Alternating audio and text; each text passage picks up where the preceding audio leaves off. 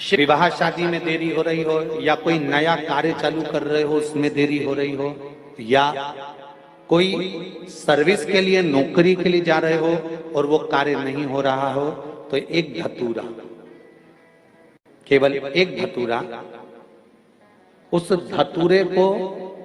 फोड़कर उसके अंदर का फल निकालकर उस फल को शिवलिंग पर चढ़ाकर एक लोटा जल शंकर भगवान को समर्पित कर दिन होना चाहिए।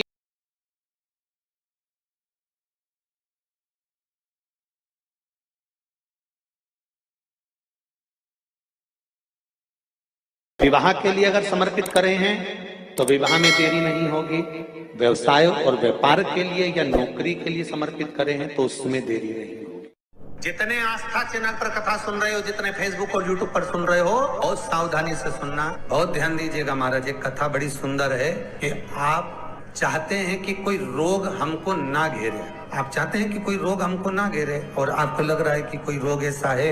जो घेर रहा है, या कोई शरीर में ऐसा रोग उत्पन्न होने वाला है, या कोई बीमारी ऐसी उत्पन्न होने वाली, तो उसके लिए सबसे सुंदर तरीका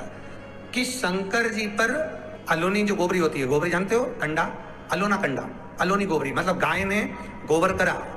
और वो सूख गया, उसको थापा नहीं गया, हाथ से कंडा नहीं बनाया गया, गोबरी नहीं बनाई गई, केवल गाय ने गोबर करा, वो सूख गया, और वो सूखा हुआ जो गोबर है उसको जलाकर जो भस्म तैयार करी है, उसको जलाकर जो हमने राख तैयार करी है, भस्म बनाई है, उस भस्म को जो तैयार करा गया है, वो भस्म शिव को जो हमने समर्पित करा, उस भस्म को सफेद वस्त्र में लिया और बाबा पर समर्पित करी। उसी भस्म को हम उठा कर लिया। और यदि आप भस्म नहीं चढ़ा सकते तो कभी विश्वनाथ जाएं तो वहां से भस्म लिया, कभी उज्जैनी जाएं तो वहां से भस्म लिया। उस भस्म को हम यदि अपनी नाभि से वक्ष स्थल के मध्य में त्रिपुंड लगा लेते हैं, जीवन में अगर आप मात्र एक महीने में एक बार भी त्रिपुंड अपने वक्ष स्थल के नजदीक में नाभि से ऊपर अगर लगा लेते हैं महाराज, तो ऐसा कोई बड़ा रोग आपकी जिंदगी में प्रवेश कर ही नहीं सकता। इस शरीर के अंदर, इस शरीर के अंदर भस्म में जो सुख है, भस्म का जो आनंद है, भस्म का जो रसतत्व है, उसको यदि एक छोटा सा प्रैक्टिकल आप करके देखेंगे तो बाबा कुबेर भंडारी वैसे ही भंडार भर देगा। थोड़ा सा प्रयास, अगर आपके सबके घर में गंगा जल है तो एक प्रयास करके देखिएगा। कोई कार्य के लिए आप जा रहे हैं और वो कार्य अटक रहा है, नहीं हो रहा,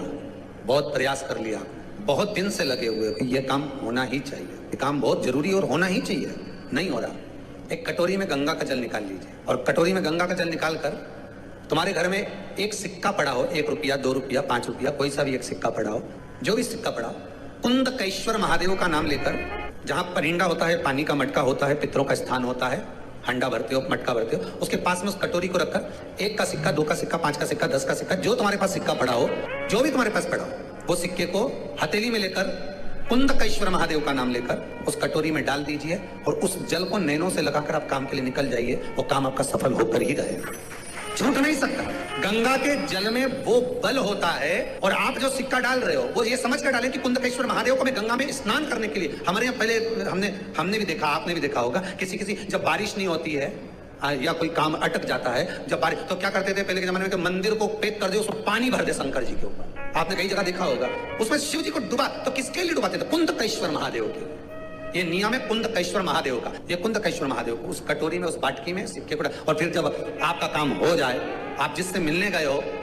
जिससे काम की बात करने गए और काम हो गया, तो वो जल ले जाकर सिक्के के साथ, सिक्का तो डालो मंदिर में, कहीं दान पेटी आदि में, और वो जल भगवान कुंदकेश्वर के नाम से शिव जी को समर्पित कर दो। बाबा से विनती करो, बहुत बहुत साधुवाद है बाबा, आपने मेरी लाज रख ली, मेरी कृपा बनी रहे, बस ये सुख मिलता है।